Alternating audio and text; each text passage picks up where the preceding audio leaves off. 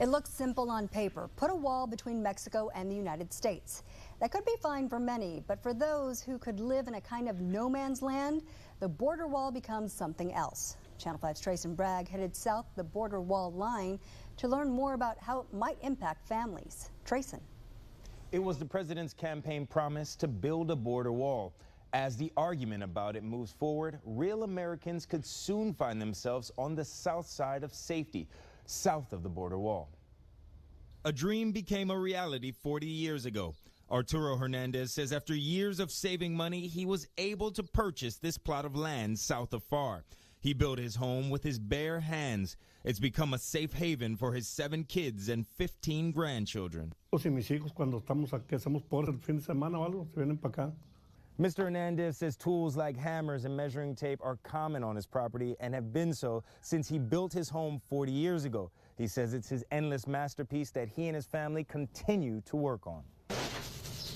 The Oasis has a custom-built fire pit and plaza, enough unique trinkets to fill a museum. And let's not forget the charm. All are now in jeopardy of being overshadowed.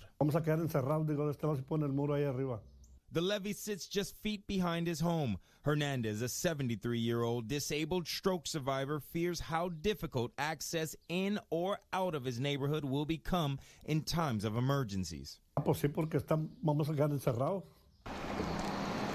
That's if his home isn't in the 150-foot Customs and Border Protection's enforcement zone. In that case, his home would be taken due to eminent domain. Hernandez says he just wants his neighbors and his safety needs to be considered as the country plans its security needs.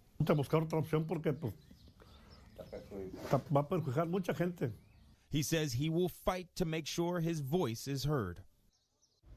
Mr. Hernandez tells us he wants his home to stay north of any border wall plans coming out of Washington in the future. In the studio, Trace Bragg, Channel 5 News at 6.